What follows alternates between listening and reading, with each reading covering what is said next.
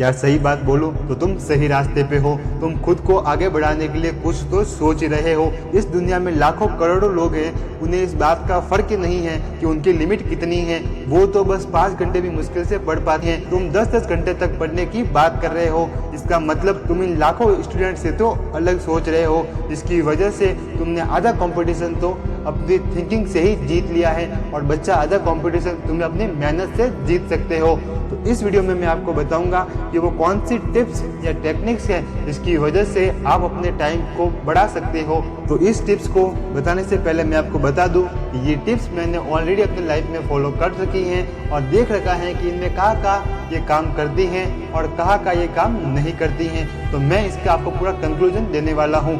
Tricks का नाम है पोमोडोरो टेक्निक। इस टेक्निक में होता क्या है वो मैं आपको वीडियो के बाद में बताऊंगा, लेकिन उससे पहले मैं आपको बताना चाहता हूं कि जब भी आप पढ़ने बैठते हैं 1 घंटे पढ़ने के बाद आपको आलस आना शुरू हो जाता है, जिसकी वजह से आप सही ढंग से पढ़ नहीं पाते हैं। इस टेक्निक से पहले मैं आपको ये बता दूं कि कैसे आप पोमोडोरो टेक्निक का उपयोग करके अपनी इस आलस वाले जोन से बाहर आ सकते हो।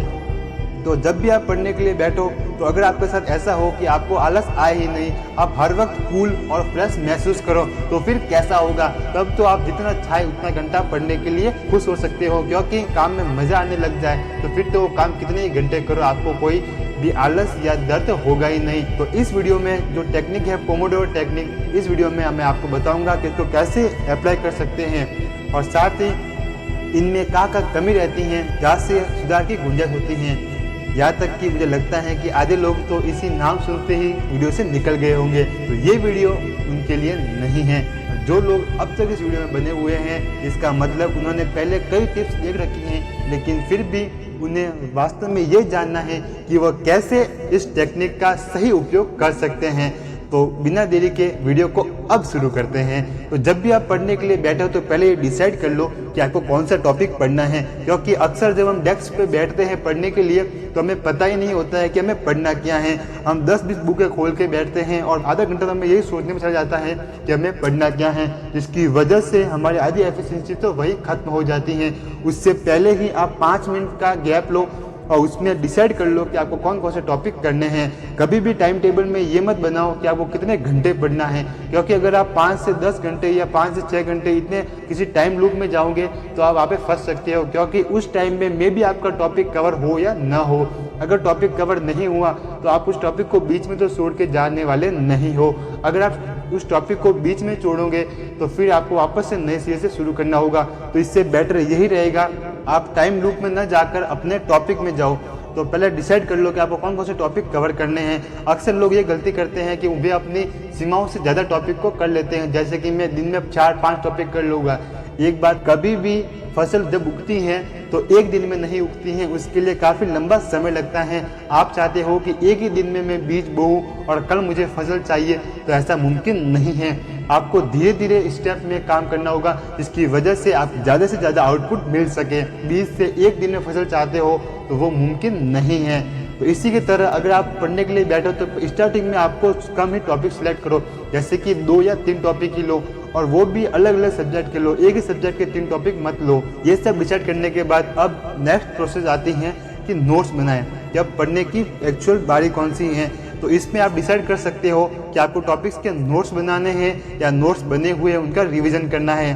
तो अगर आप नोट्स बनाना चाहते हैं और कैसे नोट्स बनाएं और जो हमारे लिए काफ़ी एफिशिएंसी के साथ होगा, तो आप कमेंट में लिख के बताओ कि हाँ हम चाहते हैं कि वास्तव में नोट्स की क्या प्रॉपर स्ट्रेटजी होनी चाहिए। तो अब अगर आपके पास नोट्स बन चुके हैं, इसके साथ आपको अब 30 मिनट का टाइमर लगाना है। इस टाइमर में आपको यही करना है। इसके बाद आपको देखना है कि उस टॉपिक के अंदर कितने सब टॉपिक्स हैं और डिसाइड करना है कि आपको 30-40 मिनट के अंदर कितने टॉपिक कवर हो सकते हैं। उन टॉपिक्स को टिक करना है। उसके बाद 30 मिनट्स का पावर लगाकर उस टॉपिक को पढ़ना शुरू करना है। जब तक 30 मिनट का ये गैप पूरा नहीं होता है तब तक आप उस डेस्क से उठने वाले नहीं हैं। कुछ भी काम हो जाए आप उस डेस्क से हिलने वाले नहीं हैं। आपका पूरा ध्यान उसी डेस्क पे होना चाहिए और आपका पूरा कॉन्सेंट्रेट उस 30 मिनट में इस टॉपिक को कवर करने में होना चाहिए। जब आपको लगने लग जाए कि ठीक है वो टॉपिक कवर हो चुके हैं, तो मे भी उस टाइम आपका 30 मिनट का गैप भी पूरा हो चुका होगा। उसके बाद आपको 30 मिनट का एक गैप पूरा होने के बाद आपको 5 मिनट का ब्रेक लेना है। इस ब्रेक में आप बाहर घूम सकते हो, लेकिन याद रखना इसमें गलती यही करते हैं 30 मिनट के बाद में जो 5 मिनट का गैप लेते हैं उसमें बहुत से लोग फ़ोन में वीडियो स्क्रॉलिंग करने लग जाते हैं, गाने सुनने लग जाते हैं। आपको कुछ नहीं करना है, आपको सिर्फ अपने डेस्क से दूर जाना है या कहीं बाहर एक वॉक करके आ जाओ या अकेले में शांत में बैठ जाओ। आपको कुछ भी इलेक्ट्रॉनिक चीज़ों के साथ में नहीं रहना है।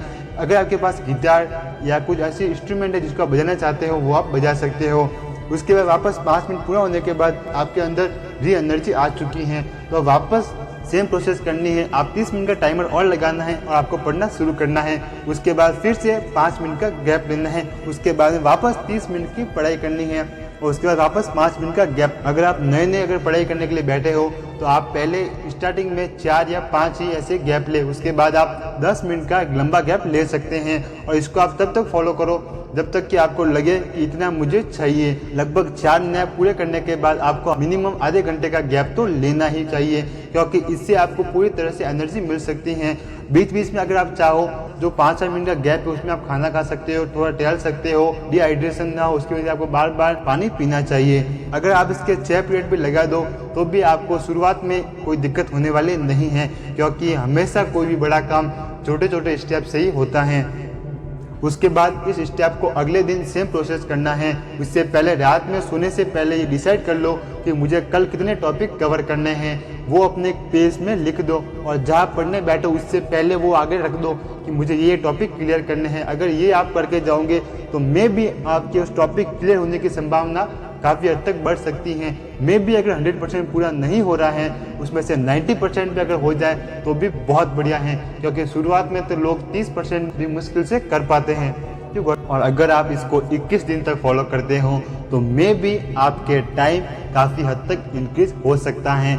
अगर एक वीक इसको अप्लाई करने के बाद आप जो 30 मिनट का गैप है वो बढ़ाकर आप 40 मिनट या 45 मिनट तक कर सकते हो। उसके बाद धीरे धीरे 1-2 वीक गुजरने के बाद आप टाइम को इंक्रीज कर सकते हो।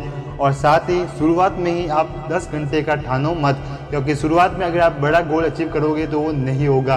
तो पहले आप अगर आप 5 घंटे पढ़ रहे हो तो आप डिसाइड करो कैसे आप 7 घंटे तक जा सकते हो, क्योंकि अगर आप डायरेक्ट ही 10 घंटे पे जाओगे तो मे भी गोल अचीव हो सकते हो, फिर आपको अगले दिन पढ़ने का मन बिल्कुल नहीं होगा। ये ऐसा ही है जैसा कि खेतों में हम बीज बोने के बाद में लगता है कि कल फसल चाहिए, तो हम एक साथ पानी अंदर भरने से वो फसल उगने वाली नहीं है। तो अति किसी भी चीज़ के लिए आवश्यक नहीं है। अगर आप शुरुआत में 5 घंटे पढ़ने वाले स्टूडेंट हैं तो आपको 7 घंटे का टारगेट लेना है। दिन में 7 घंटे 7 दिन तक अप्लाई करना है। उसके बाद आप 8.5 घंटे पे जाओ, फिर 9 घंटे पे जाओ। तो इससे अगर आप इस मेथड को फॉलो करेंगे तो आप मे भी अपने गोल को अचीव कर लोगे। अगर 21 दिन तक फॉलो करने के बाद भी अगर आपको कोई रिजल्ट नहीं मिल रहा है तो कमेंट में आके आप बता सकते हो कि भैया मुझे रिजल्ट नहीं मिल रहा है, तो मैं आपको पर्सनली कांटेक्ट करके आपकी शेड्यूल को चेक करके बताऊंगा कि आप कहाँ पे गलती कर रहे हैं। अगर वीडियो इन्फॉर्मेटिव लगा हो तो दोस्तों के साथ शेयर करना ना भूलें और मुझे भरोसा है कि आप कर जाएंगे।